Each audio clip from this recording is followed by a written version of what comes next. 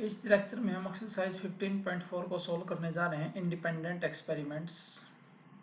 Question number first को हम solve कर रहे हैं। स्टेटमेंट आप पढ़िएगा एलिमेंट्स मैथमेटिक्स में। A man and his wife appear for an interview for two post. The probability of husband selection is 1/7 and that of wife selection is this. What is the probability that both of them will be selected? Only one of them is selected and none of them will be selected. तीन part हमारे से पूछे गए बच्चों, ठीक है। First में हमारे से पूछा गया कि both of them will be selected, ठीक है।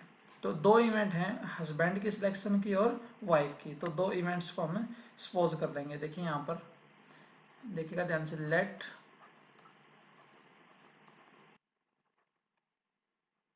let the events of selection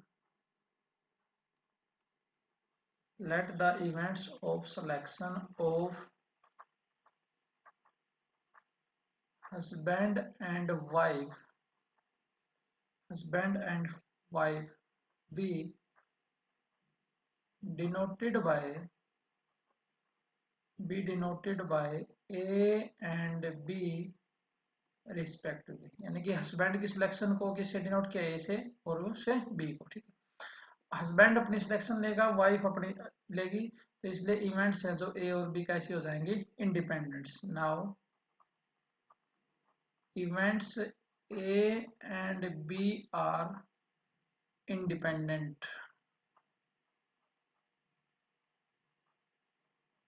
now events A and B are independent, ठीक है। अब हस्बैंड की सिलेक्शन लेते हैं। देखिए probability of selection of husband, probability of selection of husband, husband के सिलेक्शन की प्रोबेबिलिटी कितनी है, पी ऑफ ए। कितना देर का स्टेटमेंट में, 1/7। ये तो हो गया पी ऑफ ए। हस्बैंड की सिलेक्शन की नहीं लेनी, पी ए बार कितना हो जाएगा, 1 माइनस पी ए, तो ये आएगी 6/7। उसके बाद probability of selection of wife, wife की कितनी हो जाएगी, P of B is equal to 1/5, और वाइफ की सिलेक्शन नहीं होगी तो पी ऑफ बी बार कितना हो जाएगा, 1 माइनस 1/5 इज इक्वल टू 4/5, ठीक है। तो सिलेक्शन की ले ली हमने और नोट सिलेक्शन की। अब फर्स्ट पार्ट करते हैं। फर्स्ट पार्ट में कहता है कि दोनों सिलेक्ट हो जाए, यानी कि पी ए बी हो जाए। Probability that both of them will be selected, probability that both of them will be selected is equal to P of A B। A और B कैसे इवेंट्स हैं, इंडिपेंडेंट्स। तो P A इंटू में P B value put कर देंगे। P A की value कितनी है, 1/7, और ये कितनी है, 1/5, 1/35, यानी कि दोनों के सिलेक्शन की जो प्रोबेबिलिटी है वो कितनी आ जाएगी, 1/35। सेकंड जो पार्ट है वो ध्यान से करिएगा। उसमें क्या कहता है कि एक सिलेक्ट हो जाए, यानी कि हस्बैंड तो सिलेक्ट हो जाए, वाइफ नॉट सिलेक्टेड। और दूसरा क्या हो सकता है, wife select husband not select. देखिए क्या कहता है सेकंड पार्ट में, the selection of only one of husband और wife can be made in the following way, यानी कि only one of them is selected, उनमें से एक सिलेक्ट हो जाए। तो इसका मतलब क्या है, लिखिए द सिलेक्शन, या तो हस्बैंड सिलेक्ट हो जाए या wife. The selection of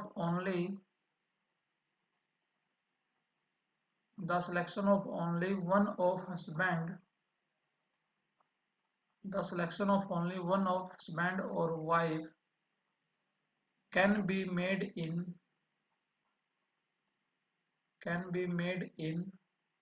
following ways, can be made in following ways। ऐसा कैसे हो सकता है, देखिए first part, husband selected, short में लिख रहे हैं बच्चों में, आप लिख लेना husband selected, wife not selected, ठीक है। यानी कि एक ये इवेंट होगी, इसको हमने डिनोट कर लिया we denote this event by E1। इस इवेंट को हमने किससे डिनोट कर लिया, E1 से इसको जो है डिनोट कर लिया। उसके बाद सेकंड केस क्या हो सकता है कि वाइफ तो सेलेक्ट हो जाए, wife selected, husband not selected,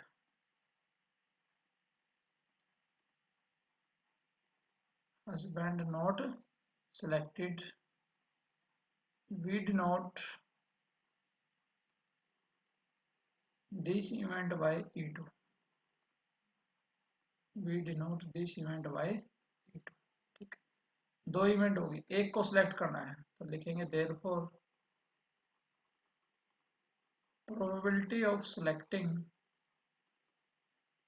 therefore probability of selecting only one of them, therefore probability of selecting only one of them। एक को सिलेक्ट करना है, या तो E1 इवेंट आ जाए या क्या आ जाए E2 is equal to probability of E1 plus probability of E2। ठीक है, अब ध्यान से देखना बच्चों, E1 इवेंट में क्या है, हस्बैंड सेलेक्ट हो जाए, सेलेक्ट होने के लिए क्या चाहिए A, और वाइफ सेलेक्ट नहीं है उसके लिए क्या है B बार, प्लस P। E2 में क्या है, वाइफ सेलेक्ट हो जाए यानी कि B हो जाए, और हस्बैंड नॉट सेलेक्टेड तो उसके लिए क्या आ जाएगा A बार। ठीक है, तो इसको अलग अलग खोल देंगे क्योंकि ये इवेंट्स कैसी हैं, इंडिपेंडेंट इवेंट्स हैं, PA PB बार प्लस PA बार, और ये क्या आ जाएगा PB। वैल्यू पुट कर देंगे सारी। प्रोबेबिलिटी ऑफ A कितनी है 1/7, ये 4/5 प्लस 6/7, दिस इज 1/5। इसको सोल्व करेंगे तो 4/35 प्लस 6/35 इज इक्वल टू 10/35। ठीक है, 5 से डिवाइड कर लीजिए, 2/7 आ जाएगा। थर्ड में कहता है बच्चों probability that none of them will be selected, none of them will be selected, कोई भी सिलेक्ट ना हो तो हम क्या करेंगे उसके लिए, यानी कि P A बार B बार लेना, क्योंकि A B क्या है सिलेक्शन की प्रोबेबिलिटी, तो ना कि क्या हो जाएंगी A बार और B बार। तो थर्ड पार्ट में लिखेंगे probability that none of them, probability that none of them will be selected, probability that none of them will be selected, तो ये क्या हो जाएगा probability of A bar B bar is equal to probability of A bar into में probability of B बार। ये कितनी थी 6/7 into में 4/5 is equal to 24/35। ये आपके पास आंसर आ जाएगा। सेकंड क्वेश्चन भी इसके पैरेलल है बच्चों, बिल्कुल सेकंड क्वेश्चन भी आप खुद करेंगे। उसके बाद जो आपके पास क्वेश्चन नंबर है, ये राहुल स्पीक्स ट्रूथ 5 टाइम्स, तो ये आपके पास आपकी जो एलिमेंट्स मैथमेटिक्स आपके पास उसमें एग्जांपल नंबर 2 है, तो इससे पहले आप एग्जांपल नंबर 2 को स्टडी करेंगे, उसके बाद जो है क्वेश्चन नंबर 3 को आप सोल्व कर पाएंगे। उसके बाद हम फोर्थ क्वेश्चन सोल्व कर रहे हैं, देखिए क्या है। P speaks truth in 70% of the cases and Q in 80% of, P जो है 70% केसेस में सच बोलता है और Q 80%। In what percent of cases they likely to agree in stating the same fact, हमें वो परसेंटेज निकालने केसेस की जिसमें वो सेम जो है यानी कि दोनों की जो एग्री है वो सेम फैक्ट पे आपके पास कितने होते हैं, यानी कि दोनों एग्री कब होते हैं आपके पास वो। ठीक है, तो देखिएगा ध्यान से करते हैं काम। देखिए एक तो है P इवेंट के लिए और एक Q के लिए, तो लिखेंगे late E be the event, let E be the event that P speaks truth, let E be the event that P speaks truth, and F be the event,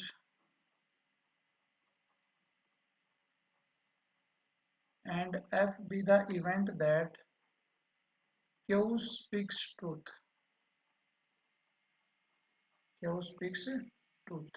तो events E और F कैसी हैं, independent, तो आप लिखेंगे the events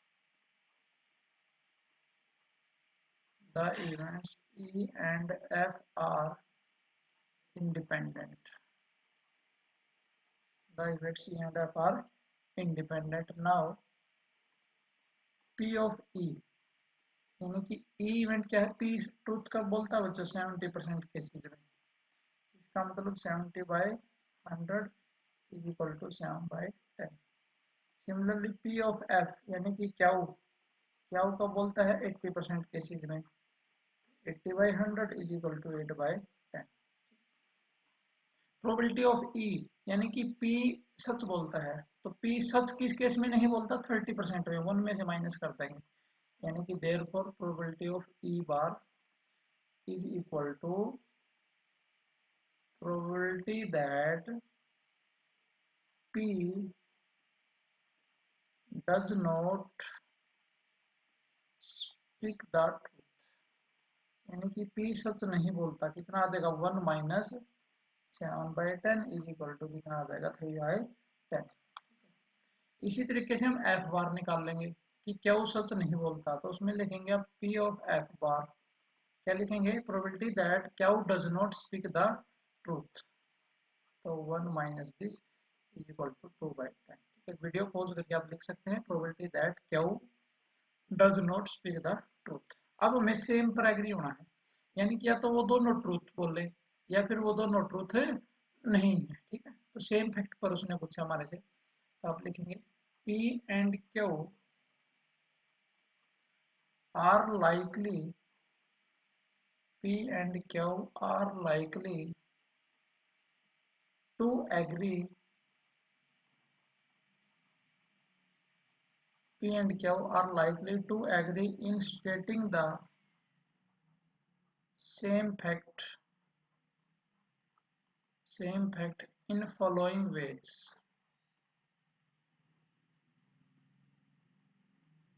In following ways क्या हो सकते हैं, देखिए,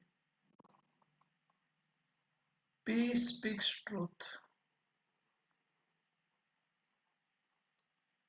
and Q also speaks truth. ठीक है, P भी सच बोले, क्यों भी, we denote this event by E one. ठीक, मैंने शॉर्ट में लिख लिया, क्या लिखोगे, we denote this event by E one. Second case क्या हो सकता है, P does not speak the truth, P does not speak truth and Q also does not speak truth, and Q also does not speak truth. We denote this event by E2, we denote this event by E2। ठीक है, दो event हो गया आपके पास, therefore probability that P and Q are, therefore probability that P and Q are likely, therefore probability that P and Q are likely to agree in stating the same fact, in stating the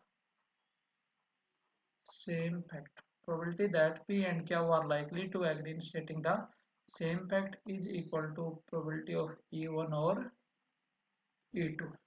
तो ये क्या आ जाएगा, probability of E1 event plus probability of E2। ठीक है, ध्यान से करना, E1 इवेंट क्या थी, जब दोनों सच बोल रहे हैं, यानी कि EF। E2 क्या थी, जब दोनों सच नहीं बोलते, तो E bar F bar. E और F कैसी इवेंट है, इंडिपेंडेंट इवेंट्स, तो सेपरेट कर लेंगे प्रोबेबिलिटी ऑफ E इंटू में probability of F, probability of E bar into में probability of F bar, value put कर देंगे। प्रोबेबिलिटी ऑफ E था आपके पास 7/10, F थी 8/10 प्लस 3/10 और ये था आपके पास 2/10 इज इक्वल टू 56/100 प्लस 6/100, तो ये आ जाएगा 62/100। ठीक है, तो ये तो प्रोबेबिलिटी है, लेकिन मुझे परसेंटेज में आंसर देना है उसका, तो लिखेंगे hence percentage of the cases, hence percentage of the cases in which P and Q are, hence the percentage of the cases in which P and Q are likely to agree in stating the same fact, in stating the same fact is equal to 62/100। Percentage निकालनी है तो ये कितना आ जाएगा, 62% आपके पास आ जाएगा। ठीक है, नोट कीजिएगा इसको। उसके बाद आपको क्या करना बच्चों, जो क्वेश्चन नंबर 5 आपके पास, the probability of hitting a target, तो इसको करने से पहले आपने एग्जाम्पल नंबर 3 को अच्छे से स्टडी करना है।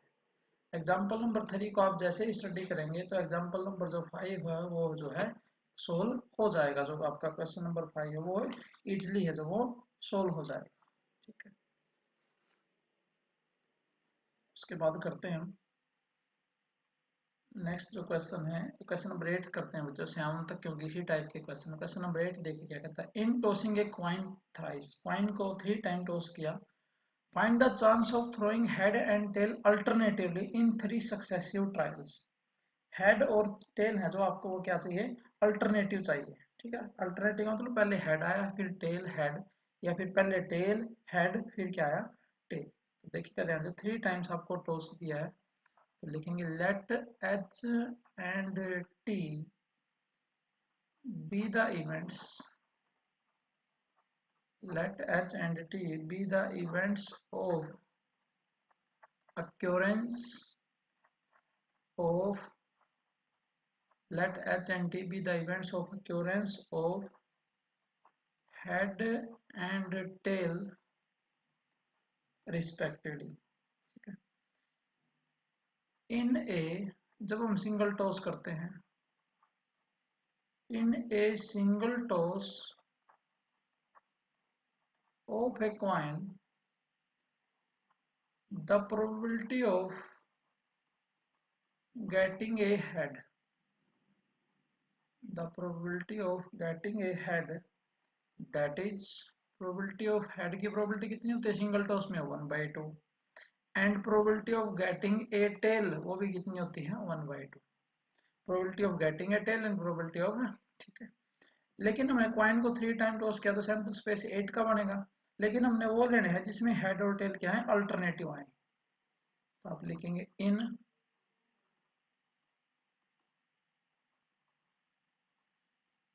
in tossing a coin thrice, head and tail, head and tail may be obtained, head and tail may be obtained alternatively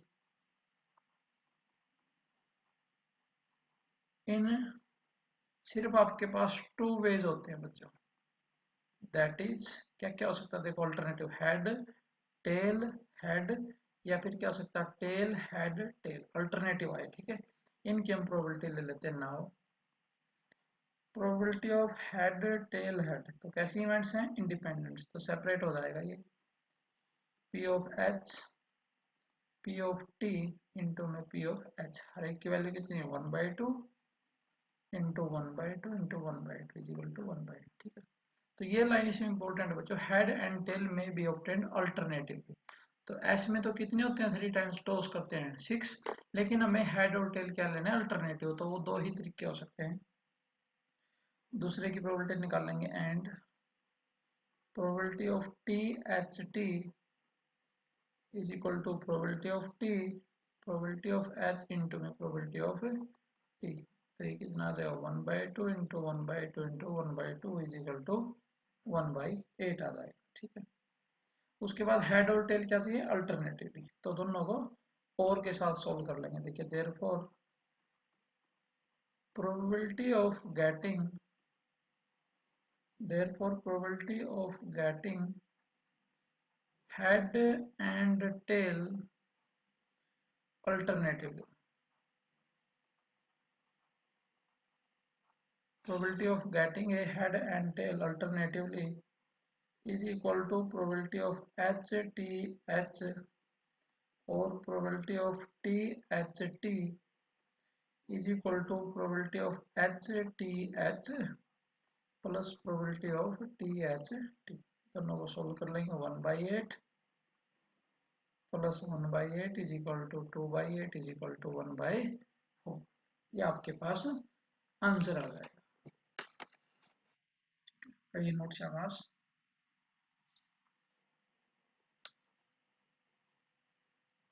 उसके बाद देखिएगा बच्चों नेक्स्ट क्वेश्चन हम करते हैं, क्वेश्चन नंबर 10 आपके पास। देखिए क्या है। A student take examination in 4 subjects A, B, C, D. His chance of passing A in R, B and C, D. To qualify, he must pass in A. अब उसको qualify करना है तो A में पास होना है। And at least in 2 other subjects, what is the probability that he qualify? 4 events आपके पास बच्चों A, B, C, D और उसको कम से कम जो है पास होना है इसमें। ठीक है, तो देखिए ध्यान से क्या है। ए सब्जेक्ट की प्रोबेबिलिटी कितनी है बच्चों? ए में पास होने की प्रोबेबिलिटी दे रखी इसको 4/5 स्टेटमेंट में। प्रोबेबिलिटी ऑफ बी कितना है 3/4। प्रोबेबिलिटी ऑफ सी कितना गिवन है 5/6 और प्रोबेबिलिटी ऑफ डी कितना गिवन है 2/3। तो ये तो होगी पास होने की, तो पास ना होने की यानी कि कितनी हो जाएगी 1 - 4/5 is equal to 1/5। Probability of B bar यानी कि 1 - PB कितना आएगा 1/4। Probability of C bar 1 - 5/6 is equal to कितना आएगा 1/6 and probability of D bar कितना आएगा 1 - 2/3 इज इक्वल टू 1/3। ठीक है, अब एक स्टूडेंट को क्वालिफाई होने के लिए क्या चाहिए बच्चों? ए में तो पास चाहिए वो, और उससे अलग एटलीस्ट 2 में क्या चाहिए वो पास होना चाहिए। ठीक है, तो क्या क्या पॉसिबिलिटी हो सकती है केस लिखेंगे ध्यान से आप। A student can qualify, a student can qualify in following ways। a student can qualify in following, देखिए क्या क्या हो सकते हैं। he passes in A, B और C। ठीक है, he passes in A, B, C and fails in D। D में फेल हो जाए। ठीक है, 3 में पास हो जाए क्योंकि एक में एज में तो कंपलसरी है, उससे अलग 2 में पास होना चाहिए। We denote this event by E one. एक तो केस आपके पास ये हो सकता है।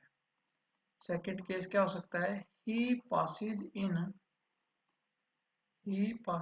ए, क्योंकि ए में तो उसको कंपलसरी पास होना। सी और डी में पास हो जाए and fails in B, B में फेल हो जाए, ये इवेंट हो जाएगी आपके पास E2।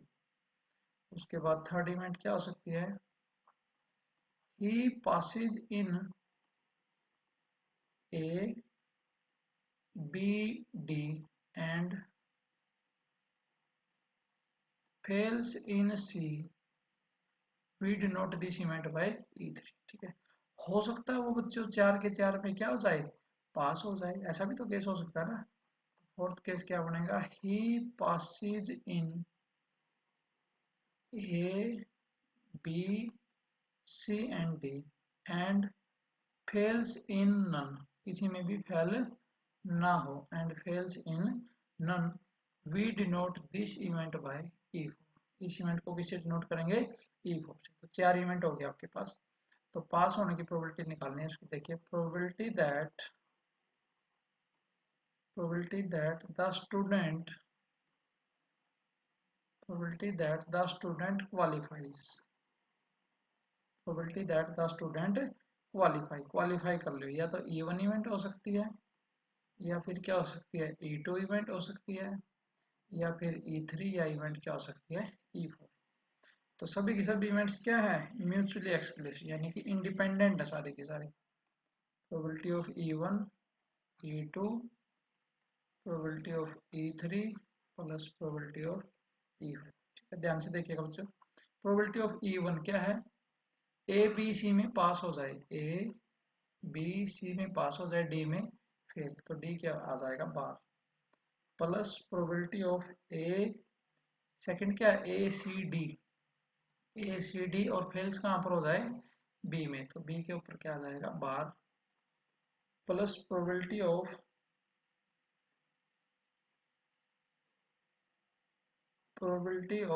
क्या आ जाएगा, A B D C bar, plus E4 में सभी में पास हो जाए, probability of A B C D. उसके बाद आप इसको अलग अलग सोल्व कर लेंगे बच्चों। P of A B C D का मतलब क्या है, P of A,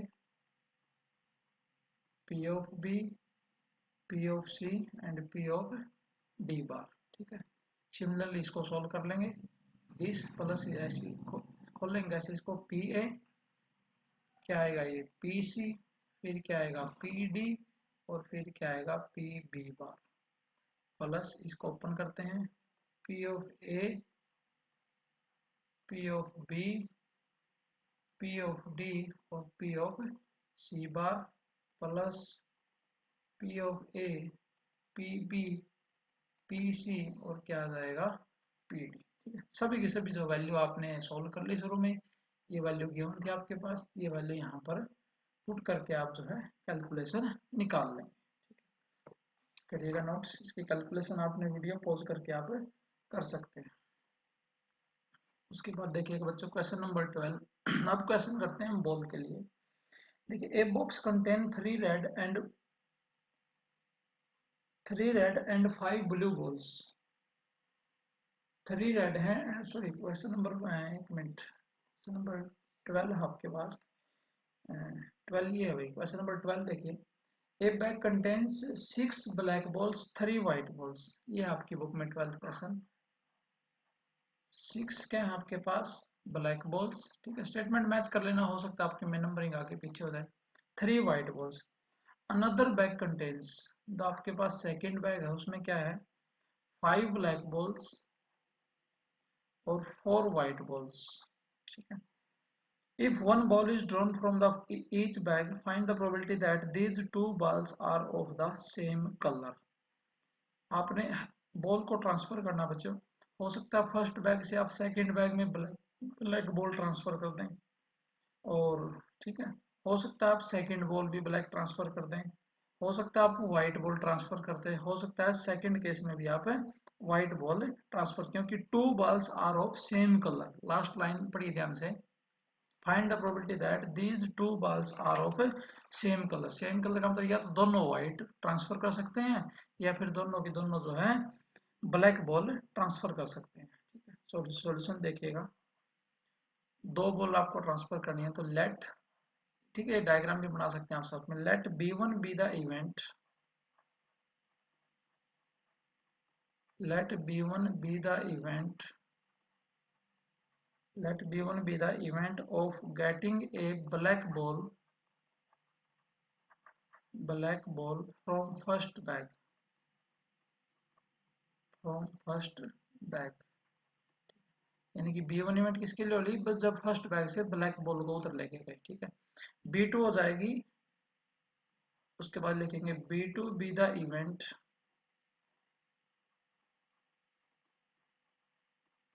B2 be the event of getting black ball,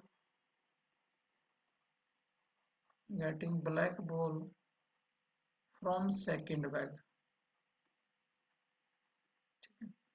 यानी कि क्या किया, फर्स्ट बैग से क्या ले ली ब्लैक बॉल, सेकंड से भी क्या ली ब्लैक बॉल। ठीक है, क्योंकि दो बॉल्स लेनी है सेम कलर की। W1 हो जाएगी व्हाइट के लिए, W1 B the event, W1 B the event of getting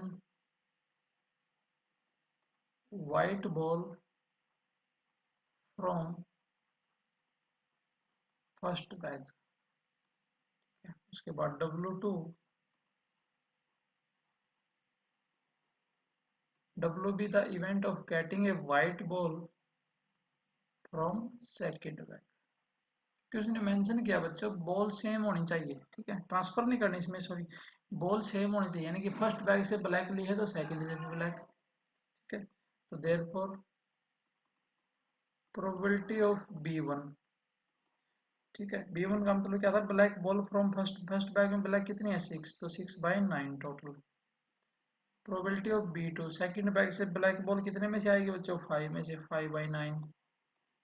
probability of W1, first bag से व्हाइट बॉल 3/9, और प्रोबेबिलिटी ऑफ W2 कितना आ जाएगा 4/9 आ जाएगा, ठीक है। अब आपके पास केसेस क्या क्या बनेंगे, कि क्या क्या सिचुएशन हो सकती है आपके पास केसेस। फर्स्ट केस क्या बनेगा, black ball from first bag, black ball, black ball from first bag, and second से भी क्या है black ball, and black ball from second bag, ठीक है। We denote this event by E1, इस event को हमने डिनोट कर लिया E1 से। सेकंड क्या क्या हो सकता है, व्हाइट के लिए देखेंगे, white ball from first bag, white ball from first bag and white ball from second bag, second bag से भी क्या है white ball।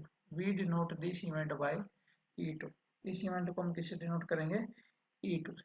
तो प्रोबेबिलिटी क्या लेनी है हमने, सेम कलर की, तो लिखेंगे therefore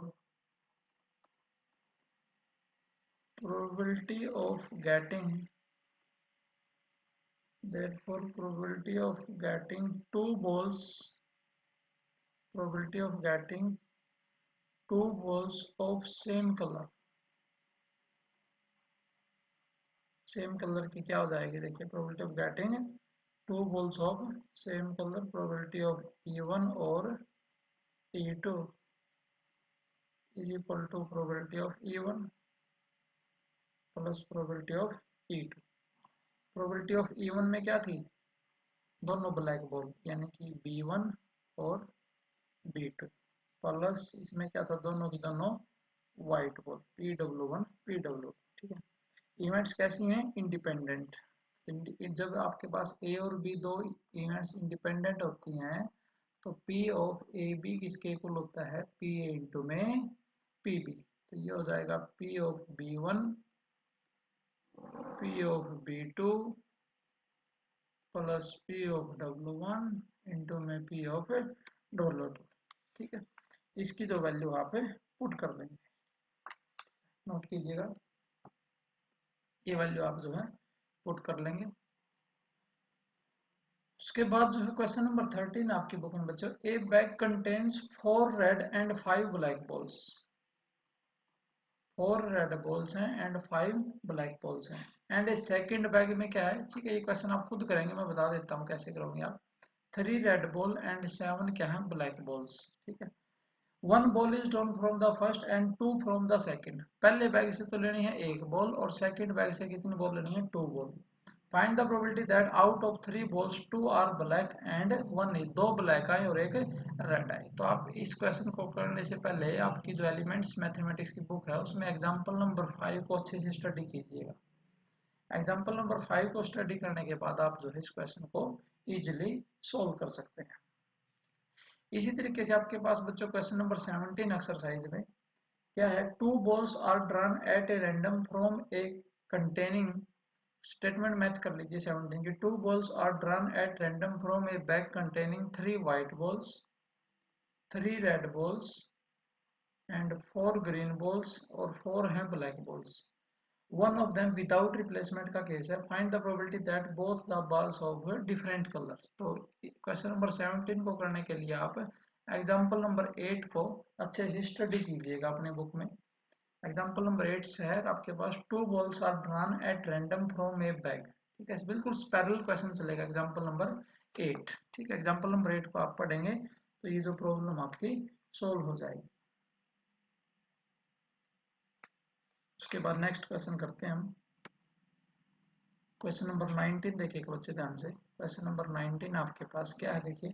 A B C in order toss a coin, the first one to throw a head wins, what are their respective chances of winning assuming that the game continues indefinitely।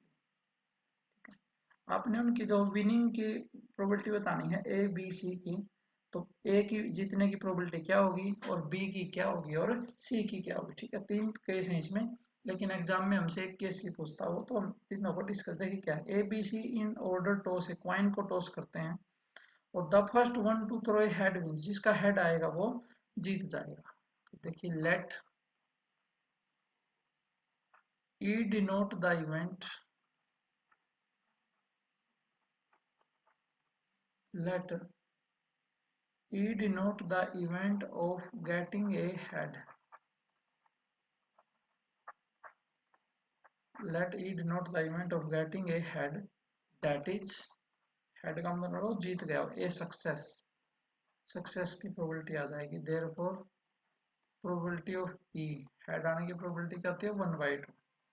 तो probability of E बार यानी कि failure की probability कितनी हो जाएगी 1 - 1/2 is equal to 1/2। पहले हम ए के लिए करते हैं कि ए गेम कब जीतेगा, या तो शुरू में ही हेड आ जाए, फिर बच्चों फिर बी का नंबर आएगा, फिर सी का, फिर किसका नंबर आएगा दोबारा से ए का। ठीक है, क्या क्या हो सकते हैं देखिए। A wins if he if he throws a head, अगर उसको हेड मिल जाता है किस किस थ्रो में बच्चों, इन फर्स्ट थ्रो, फर्स्ट के बाद किसमें फोर्थ में या फिर किसमें बच्चों सेवंथ में और एंड सो। ठीक है, सब देखो हेड या तो शुरू में ही हेड आ जाएगा, फिर तो किसकी बारी आएगी बच्चों, फिर बी की आएगी, फिर सी की आएगी, दोबारा फिर ए की आएगी, यहाँ जीत सकता हो। ठीक है, कितने आपके पास ए बी सी। ठीक है, मान लीजिए ए, या तो ए शुरू में ही जीत जाएगा, देखिए ध्यान से समझिए इसको, ए शुरू में ही जीत गया बच्चों हेड। हो सकता है कि ए ना जीते, फिर बी की बारी आएगी, फिर सी की बारी आएगी, फिर दोबारा से ए की बारी आएगी। ठीक है, तो इसलिए first position, first second third, फिर क्या आई फोर्थ, इसी तरीके से आगे सेवंथ। और सेवंथ थ्रोज, ए तो इन थ्रो में जीत सकता है बच्चों, एंड तो जो ये बीच के थ्रो इसमें बी और सी के पास हेड नहीं आना चाहिए, तो B comma C do not throw head in between throws, in between throws. ठीक है, therefore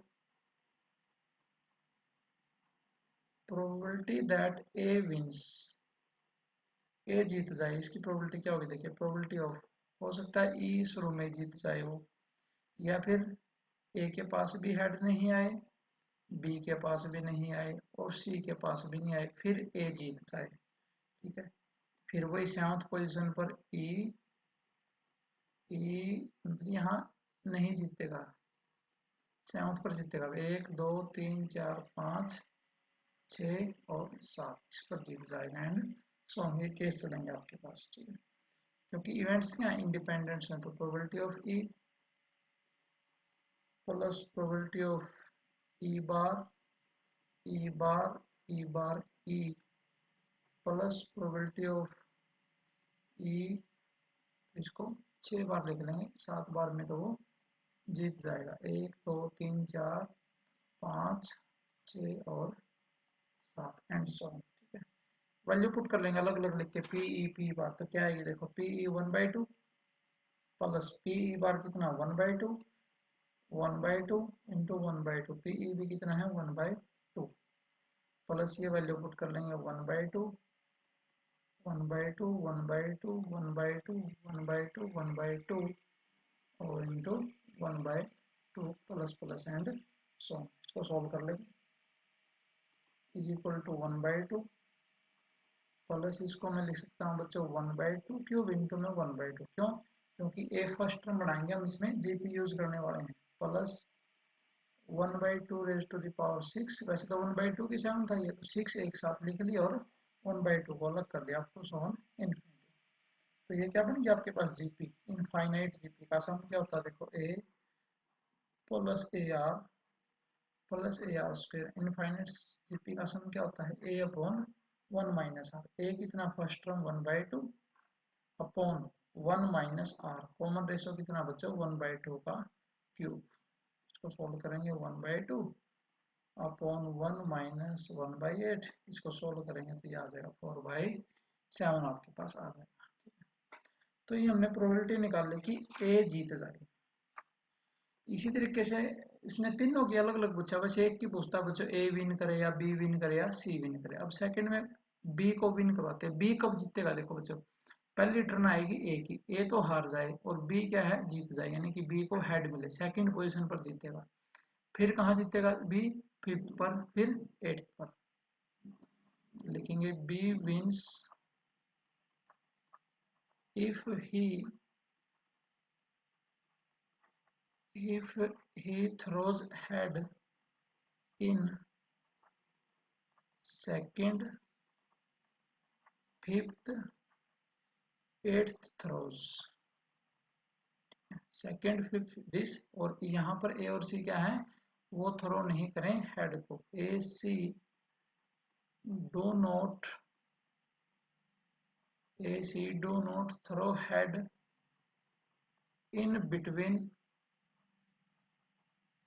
in between these throws. A C do not throw head in between these. Therefore, probability that B wins, probability क्या है, B जीत जाए। देखिए कैसे जीतेगा बच्चों B, first run तो ए की है तो ए तो हार जाए, यानी कि ई बार B जीत जाए। ठीक है, प्लस प्रोबेबिलिटी कर लेते हैं हम, या और कर लीजिए। और देखिए ए भी हार जाए और बी भी हार जाए, फिर सी की बारी सी भी हार जाए, फिर ए की बारी ए भी हार जाए, फिर बी जीत जाए। ठीक है, ये होगी फिफ्थ पोजीशन। इसी तरीके से आप एट्थ पोजीशन लिख लेंगे। एट्थ पोजीशन कैसे आएगी, ऐसे।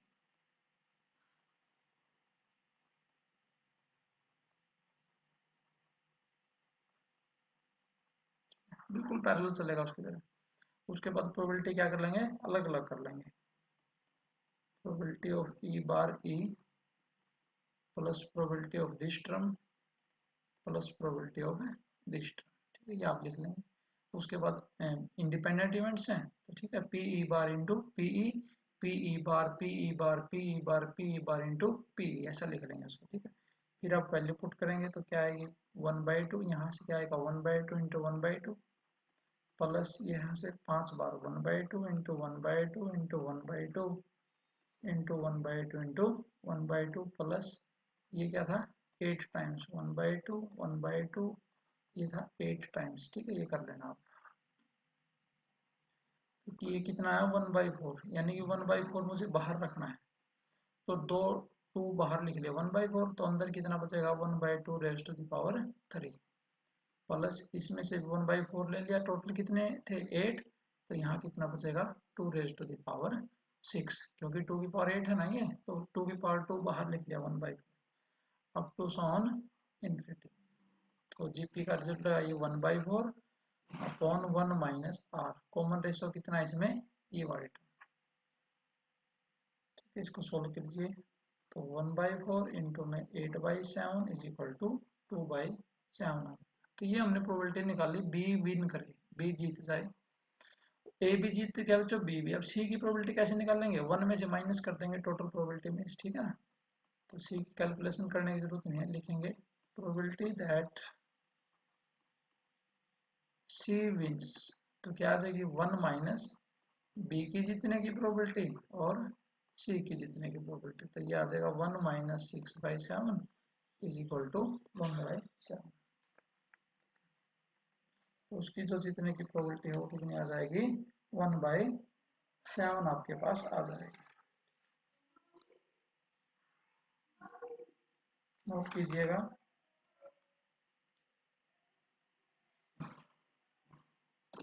ठीक है, तो ये हमने बच्चों इंडिपेंडेंस जो एक्सपेरिमेंट का जो हमारे पास टॉपिक है उसको हमने जो है सोल्व किया है। तो आप इस लेक्चर को कंप्लीट कीजिएगा। Thank you.